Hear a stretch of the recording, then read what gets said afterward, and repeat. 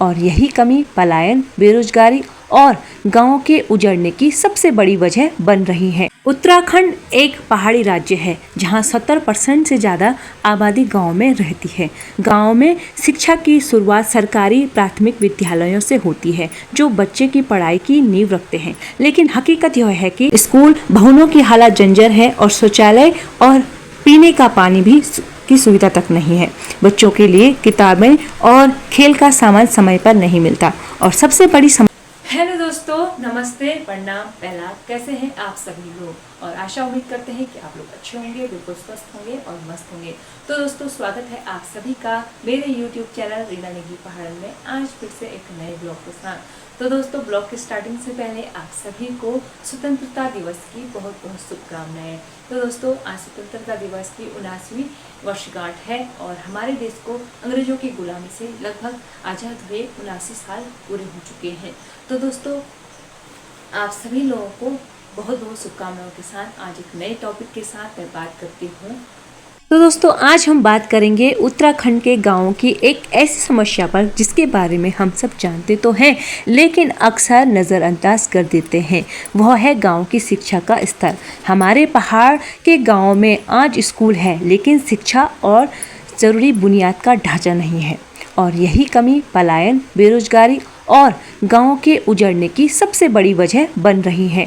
इसी वीडियो में हम देखेंगे कि शिक्षा की असली हालात, भाषा की अहमियत, पलायन और शिक्षा का रिश्ता और वो समाधान जो हालात बदल सकता है। उत्तराखंड एक पहाड़ी राज्य है जहां 70% से ज़्यादा आबादी गांव में रहती है।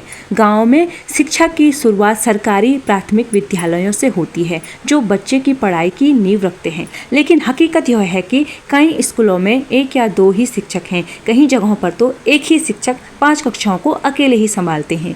स्कूल भवनों की हालत जर्जर है और शौचालय और पीने का पानी भी की सुविधा तक नहीं है।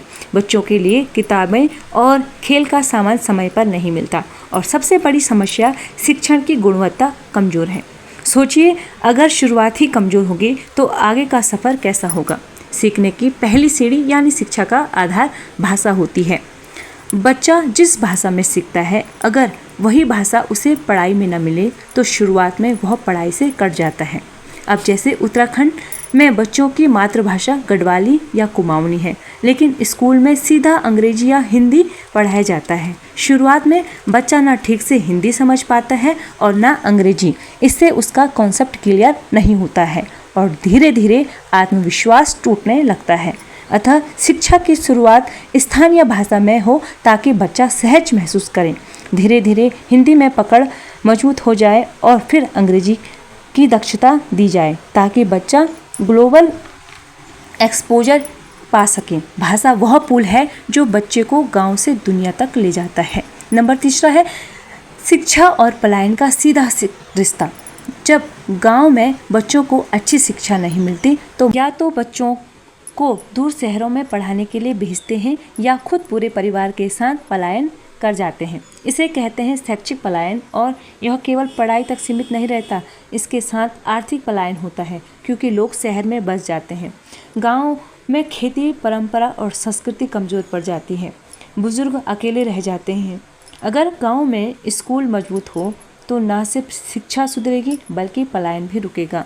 मान लीजिए कुनिगाड़ गांव के एक बच्चे को अंग्रेजी में ग्लोबल वार्मिंग पर प्रोजेक्ट बनाना है। अगर उसे अंग्रेजी समझने की आदत ही नहीं है तो वह इसे रट तो लेगा लेकिन समझ नहीं पाएगा। दूसरी तरफ अगर वही बच्चा शुरुआत में अपनी भाषा में विषय को समझे और फिर हिंदी में लिखें और अंत में अंग्रेजी में प्रस्तुत करे तो वह विषय को गहराई से समझ भी पाएगा और आत्मविश्वास के साथ प्रस्तुत भी कर पाएगा। यही है लोकल से ग्लोबल की शिक्षा। अतः समाधान और उम्मीदों के साथ हमारे गांव में शिक्षा को मजबूत करने के लिए ज़रूरी कदम है शिक्षक की नियुक्ति। हर स्कूल में शिक्षित और स्थायी शिक्षक होना चाहिए। भाषा आधारित शिक्षा मॉडल, स्थानीय भाषा हिंदी में और अंग्रेजी में, डिजिटल क्लास और इंटरनेट की सुविधा ताकि बच्चों को ऑनलाइन संसाधनों से जुड़ सके। पुस्तकालय और खेलकूद में बच्चों में रचनात्मक और टीम वर्क बढ़ाने के लिए स्कूलों में पक्के रास्ते ताकि बच्चे बरसात में यानी बर्फबारी में भी बच्चे नियमित स्कूल जा सकें। ग्लोबल एक्सपोजर प्रोग्राम गाँवों के बच्चों को राज्य, राष्ट्रीय, अंतर्राष्ट्रीय स्तर की प्रतियोगिताओं में हिस्सा दिलाना। अंत में मैं इतना ही कहूँगी, उत्तराखंड के गांव का भविष्य वहां के बच्चों के स्कूलों में लिखा जाएगा। अतः अगर शुरुआत मजबूत होगी तो न सिर्फ पलायन रुकेगा बल्कि गांव में नई ऊर्जा और उम्मीद भी लौटेगी। एक मजबूत स्कूल और एक मजबूत गांव और एक मजबूत पहाड़ बनता है लोकल से ग्लोबल तक। यही है नई शिक्षा की दिशा। अगर आप भी चाहते हैं कि हमारे पहाड़ के बच्चे गाँव में रहकर ही दुनिया से जुड़े रहें तो इस वीडियो को लाइक करें, शेयर करें और कमेंट में अपनी राय ज़रूर बताएं। फिर मिलते हैं आपसे एक नए वीडियो के साथ एक नए टॉपिक पर। तब तक के लिए नमस्कार, धन्यवाद, जय उत्तराखंड।